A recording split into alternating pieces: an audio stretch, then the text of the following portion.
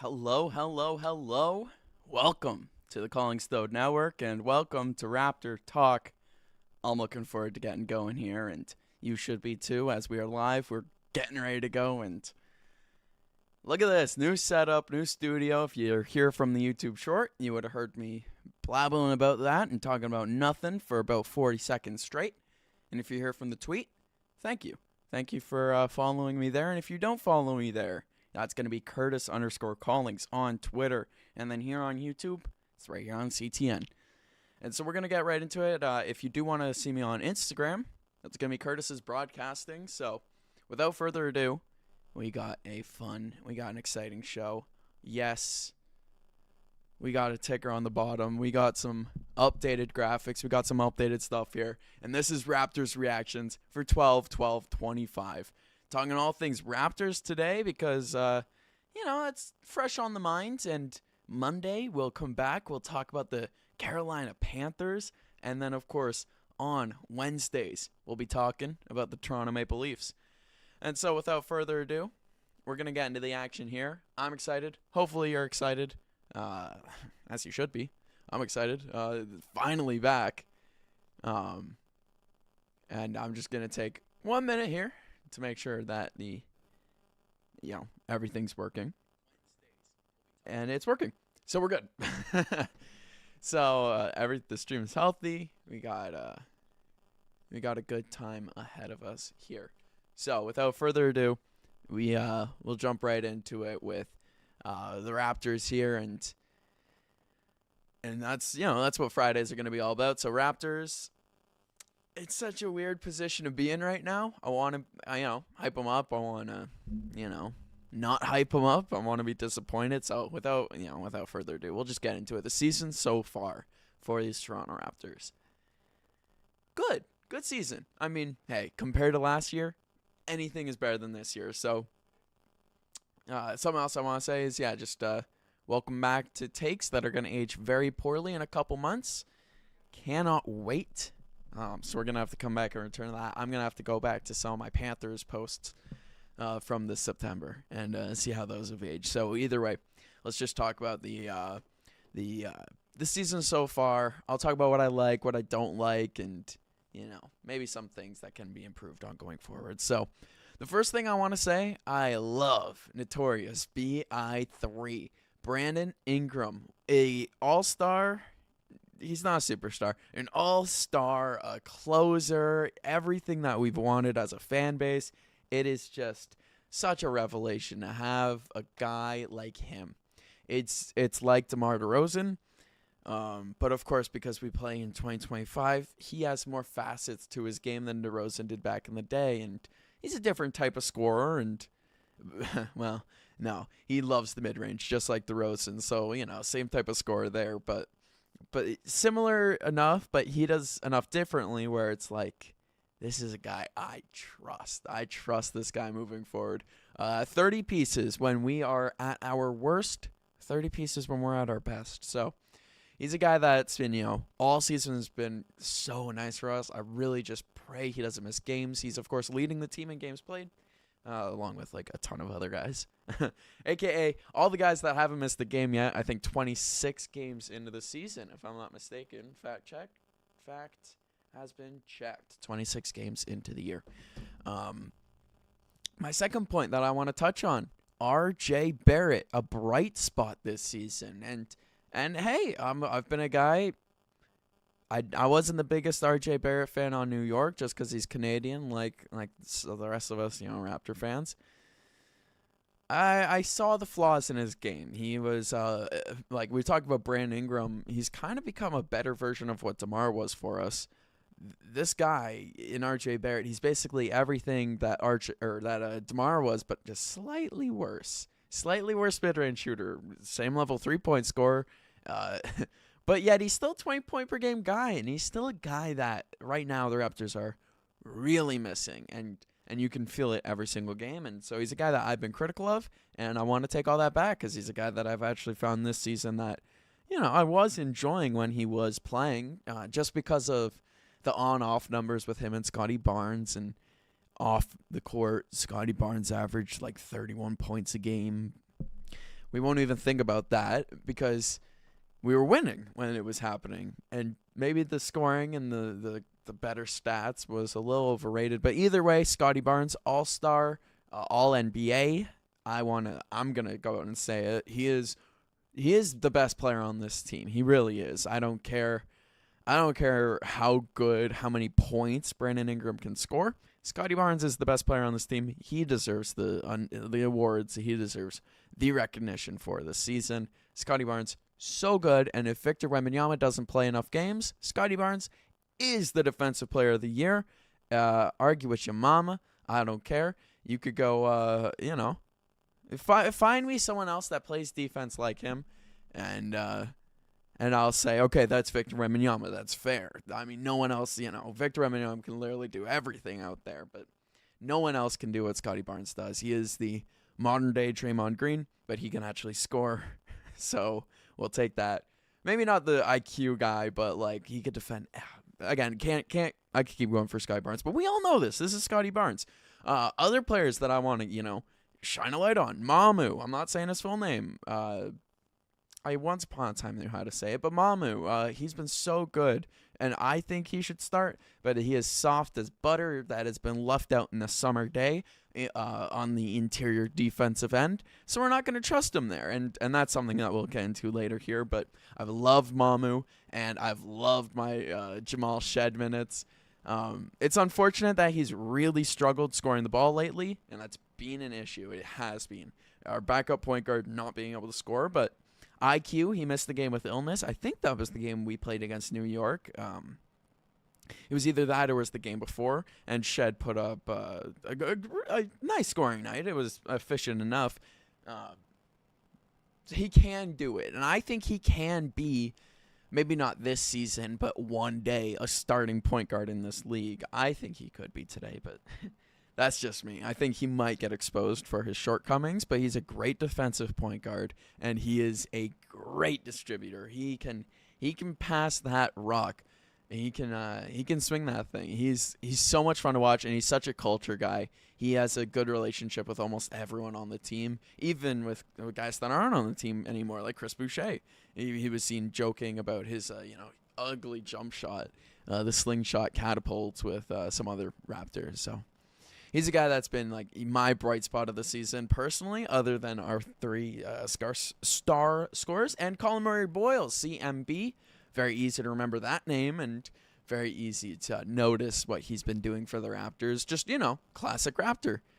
Long, good defender, has some shortcomings on the offensive side, but I like his game, and I like what he's going to become. And if we're going to trade him, then it better be worth it. And I have some names that we will talk about. You can see it on the side of the screen. We will be talking about these names coming up. So the season so far, I've gone whole this time without even talking about our record, because I'm a bad podcaster now. Because I wanted to shine a light on those individuals first, because those are the guys that really get me going. Really, I love watching that, and then the record comes with it. 15-11. It's been worse. It's been better. It was especially better when we were on a 9-game win streak. We were like 15. Well, we weren't 15, but we were like 10-1 or 12-1 in a certain stretch there. Incredible stuff from the Raptors. I love that stretch. I miss that stretch a lot. I won't lie. That was a good time to be watching basketball. So they'll get it back. I'm sure they will. But yeah, it's been a tough stretch lately. Big part of that is RJ Barrett being injured. It's been so tough to watch the offensive side of the ball with no RJ Barrett. It's really, really disappointing that one player on our team is capable of making his own shot, and it's Brandon Ingram, not even Scotty. Scotty is a byproduct of a bigger offensive scheme. We kind of all know this. But, he's great at what he does. It's just Brandon Ingram's the only guy you could say, take this rock, score it. Maybe IQ sometimes, but I'm not a big quickly guy, as most people know, if you follow my Twitter. Cameo by Meatloaf if he gets another cam here.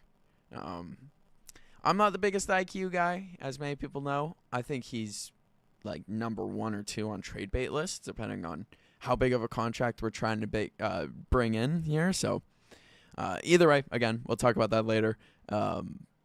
Two last points I want to talk about the season so far is the development of our young players has, other than Colin Murray-Boyles, not been great. And the second point is our interior defense, other than Scotty, is so soft. It is.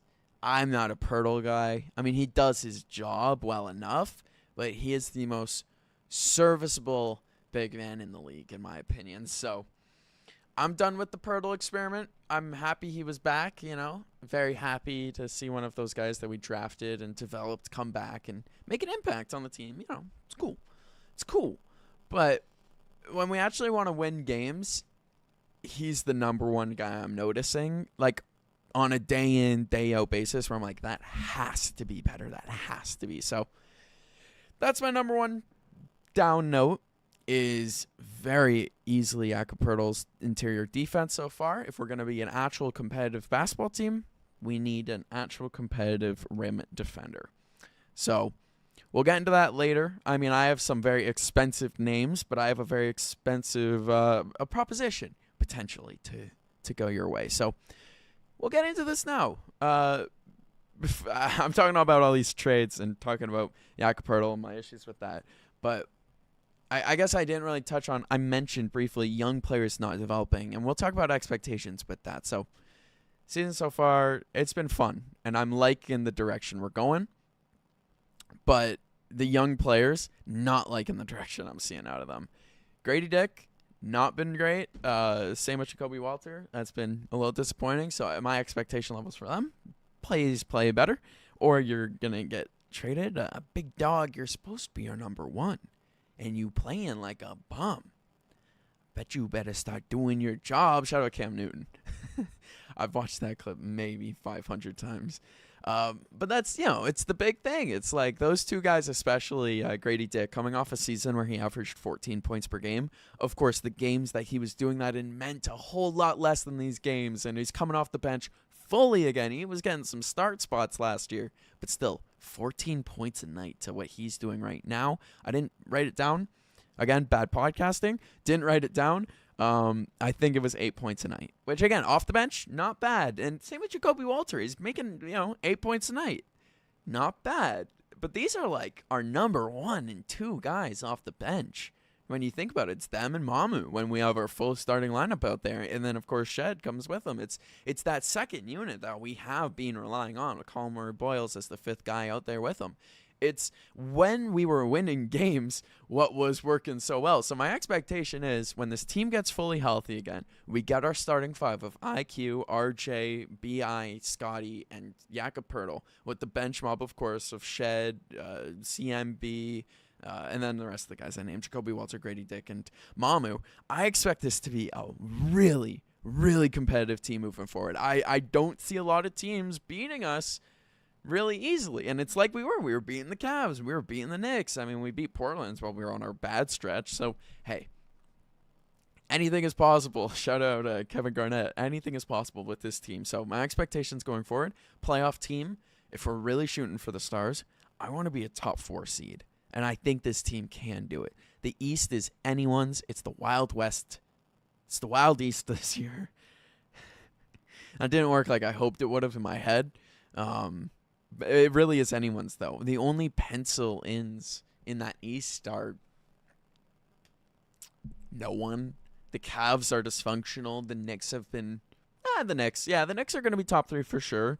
And then we've seen the Pistons be in that number 1 spot for a while, but I don't know. I have no idea. No idea in the slightest on what's going to happen with the Pistons team moving forward.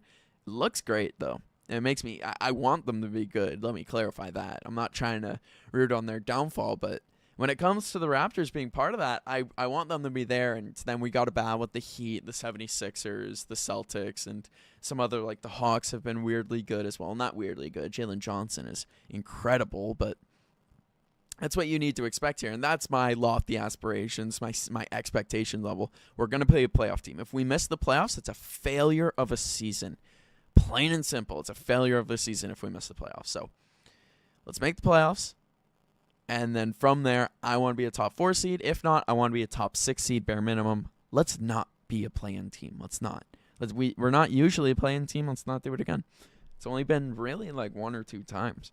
I'm sure Austin, my brother, could fact check me on that. He's pretty good for that sort of stuff. But hey, maybe an addition is what's needed for the playoffs, though. And should we set our expectation levels to be that of, hey, should we look at what a trade looks like for this team?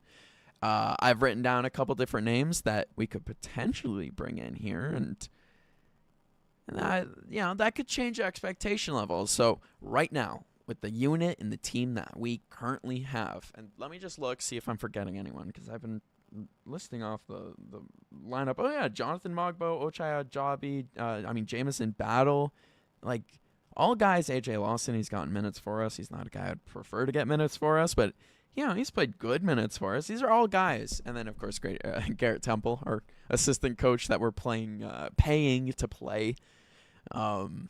It's all guys that, we got to stay healthy, much like Dave Collins in the chat there. My dad, he's saying is that we have to stay healthy, and we're seeing the effects of one injury, and then a couple like missed games here and there, but one injury to RJ Barrett, a starter, but one injury, and it's caused us to be a completely different team. So we ought to stay healthy.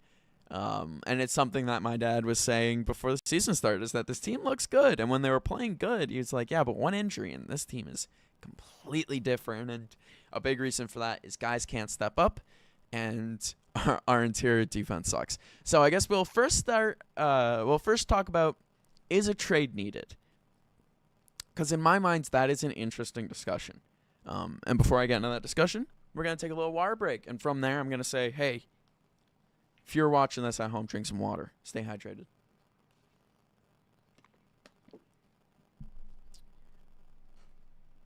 So getting into what is the second half here, is a trade needed? And what would a trade look like if we make it? 2 different questions, yes, but if I answer yes to that first question, then we better be finding out what we're getting in return here. So first up, is a trade needed? Yeah, I say yes. I see a lot of people who could say no. Let this team be healthy, let the chemistry build, and let them rock. It's a team that a lot of guys are under contract, and a lot of guys that are on 1-year deals, we're not going to be too sorry to miss them. And most guys we can bring back either way. Hello, Meatloaf, joining me again. It's another thing, though. We have a lot of guys under contract. We could make trades pretty easily, I feel like. Well, not easily, but like the money lines up if we want to bring in a max contract. The money lines up by trading away, I think it's Emmanuel Quickly and Jakob Poeltl. And the contracts for that line up, I had the contracts earlier, but that should line up to about $50 million. Because Jakob Poeltl's making about 19.5, and Emmanuel Quickly's making just over 30. Which is kind of ridiculous when you think about it like that. But with that money, and hey, you don't even have to trade both of them at once. You could trade one of them at a time. Most likely than not, we will just be trading them one at a time, unless we bring in a guy like, I guess we'll just jump into it. No. Unless we bring in some of the big names that I like. We'll jump into that later, but we'll round off. Is a trade needed? My take, yes. The Raptors need a trade. We're too soft down the middle. I don't like our big man play with Mogbo off the bench, Mamu off the bench. Both those guys, Mogbo especially, he's too young, too inexperienced, not ready yet, and he's just frankly not good enough yet. He's going to grow. And then Mamu, he's a great offensive option, but just really is not not sound at all defensively. Like really disappointingly not sound. It's yikes. And then Poeltl, who, again, I don't like his interior defense. And if you want to win in this league, you need good interior defense. We've seen 2 losses to the Knicks lately where Karl Anthony Towns ate us alive. We've seen guys like, Jalen Brunson also in that next game, driving to the paint, scoring for free. He gets those open spots in the mid-range because he's so good to beat his man off the dribble. There's no help that could come to him. He's getting free passes. It's a struggle defensively, and especially when Scotty's not on the floor. And I just think it's too much on Scotty to do it alone. So that's my reasoning why I think a trade, but I definitely can see the other side of the argument why we shouldn't make a trade. But let's live in this fantasy world where we're making a trade. Who can that be? Who are these saviors of the Raptors, in my opinion? Who are those guys that I think we should get? And who are those guys that might be on the block? Really, looking at all three names that I've written down, they're all in the West. I don't want to trade for a big man out of the East. I don't know. I don't like making, those conference trades typically. But looking at the standings for guys that I want to trade for, it's one from the Dallas Mavericks, who are better lately, but they're 9-16. They're struggling, and they're trying to get younger. One with the Clippers, who are 14th, trying to get picks, trying to get younger. Of course, they don't have their own first-round pick, so they're not trying to tank, but they suck. So they need to do something. They're 6-19 on the season, and then the last one was the Grizzlies in the 9 seed, one above the Mavericks at also. No, they are 11-13. So they're a little better. They're kind of riding the ship. They're riding the ship while John Morant's hurt. Let that be an indication of something. I don't want to trade for John Morant. I saw a lot of rumors about that. The Raptors eyeing up John Morant to bring in. No, thank you. The Raptors eyeing up LaMelo Ball. No, thank you. Oh, the Raptors. No, we were never on Trae Young, but but there was a potential swap where Ja goes to the Hawks, Trae Young goes to the Hornets, and then LaMelo Ball goes to the Grizzlies. I think all that is stupid. Just all teams stick with your point guards that suck and aren't going to win you games but are fun to watch. And that's about where that conversation will start and stop. As I want Jaren Jackson Jr., they are not going to trade him to me or the Raptors. I know this, I know. But a man can dream. I can dream about what a Scotty Barnes, Jaren Jackson Jr. front court defensively would look like. We just got to give them a Jakob Poeltl. They don't even need a center, really. Jaren Jackson Jr. kind of plays the 5 for them. It would be Jakob Poeltl. It would be Colin Murray Boyles. It might be Grady Dick, and it might be a first. It might be 2 firsts. It might be 2 firsts and a protected first, really. Jaren Jackson Jr. is that good. He is putting up 30 points a game pretty regularly last year, so he's a guy where it's like, maybe that's an overpay on my end. Maybe sending 3. Maybe give us they won't give us Santi Aldama, but maybe give us one of the not Pat Spencer, but the Spencer brother they have. Just something in return, because we are giving up potentially 6 players for 1 year, which is a lot that you're missing out on. But hey, that's kind of my starting point for these trades. Is going to be, depending on the contract, is going to be a Jakob Poeltl, Colin Murray Boyles, and then one of a Jacoby Walter or Grady Dick. I'd prefer neither of those guys, but and then a couple first, because that's kind of the league right now. I like to think about what the Rudy Gobert trade was, which was I'm pretty sure 2 players and then 4 firsts. That's kind of the industry that we're in right now. It was a lot different with the Luka and Anthony Davis trade, but we don't really have a Anthony Davis to give up. We can, however, trade for Anthony Davis, and that's my next guy on my list is Anthony Davis.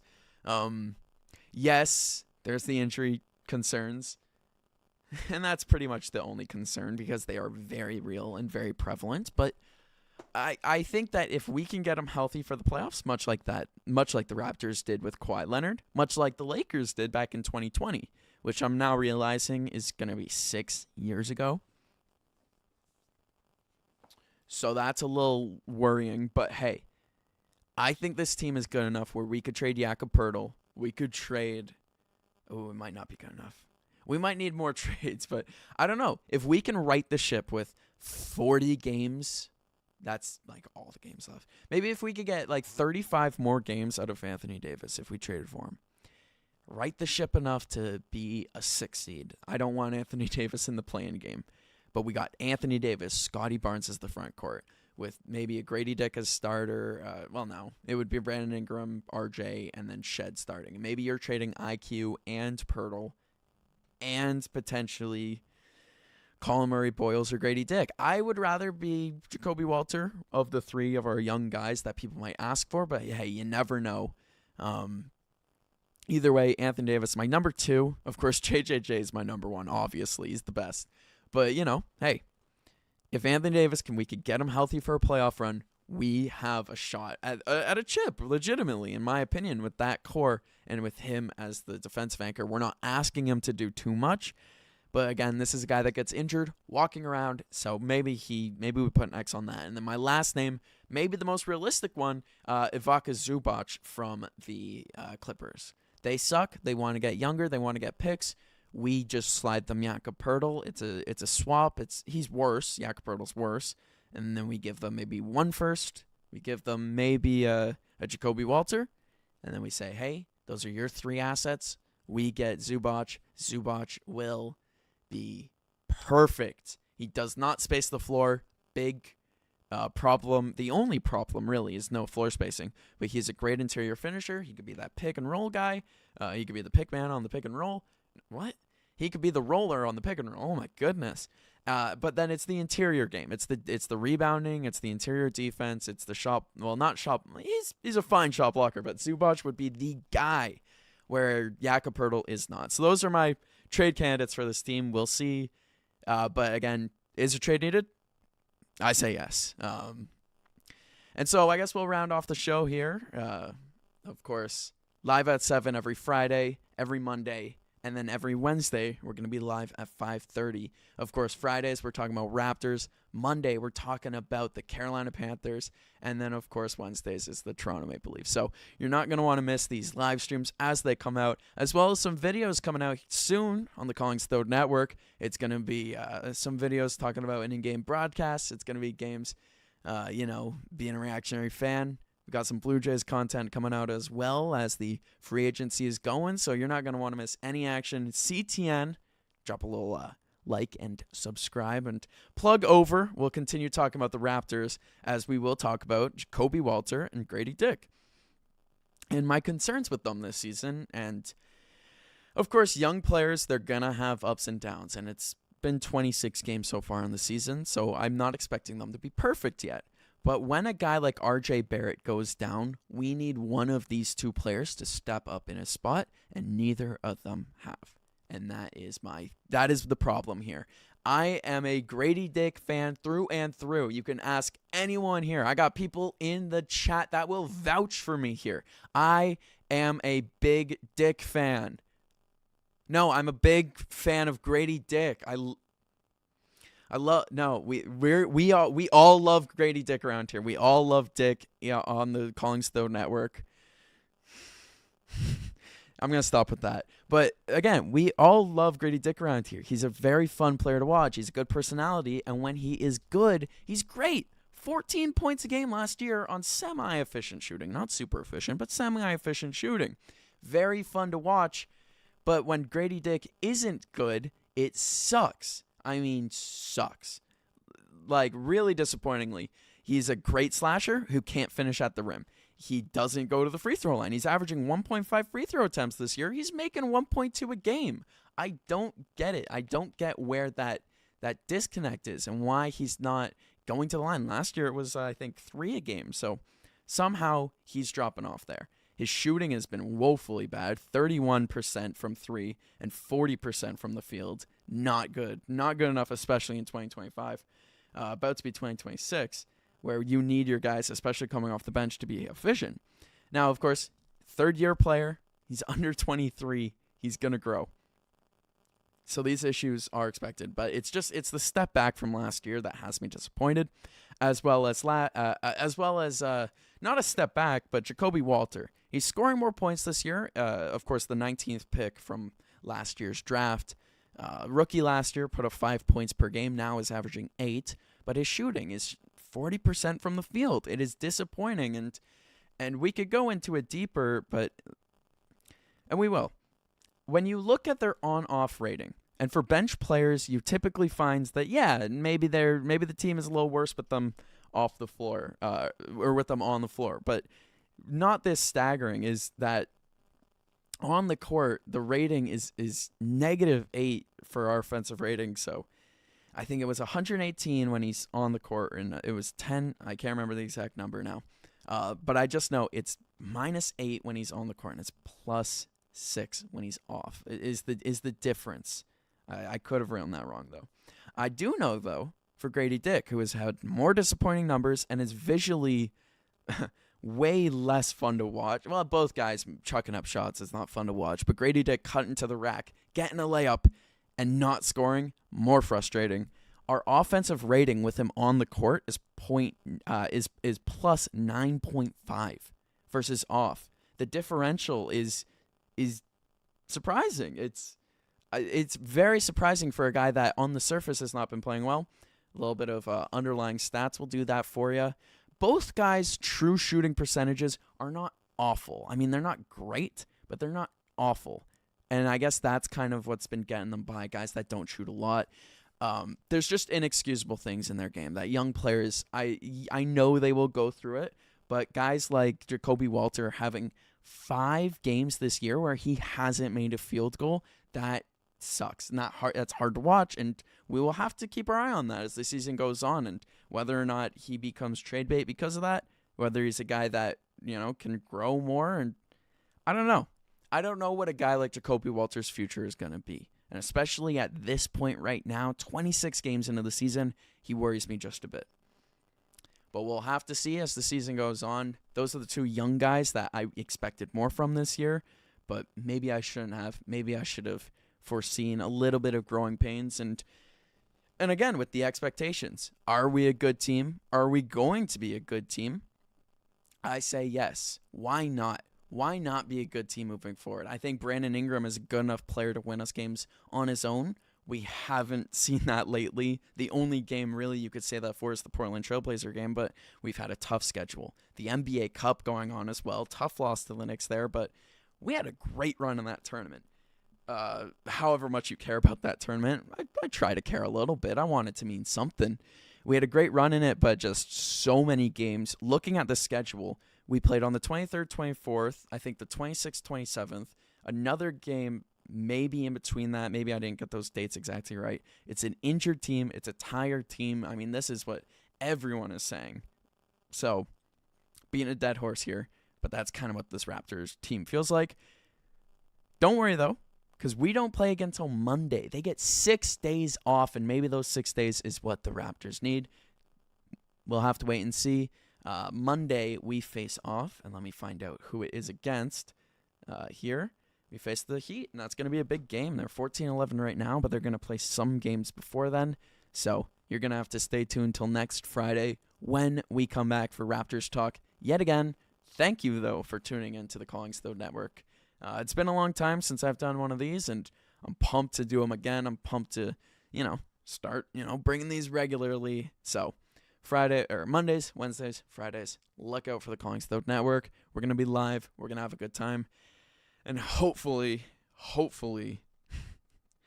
our Toronto teams can be good for us. And then, well, those Panthers, that's going to be a whole different piece. So Monday, look out for that stream. You're not going to want to miss it. Panthers Saints Sunday. Am I going to go crazy? Am I going to be happy? Is this whole set going to get destroyed? You're going to have to wait and find out. So signing off for today, Calling Stone Network. We're out of here.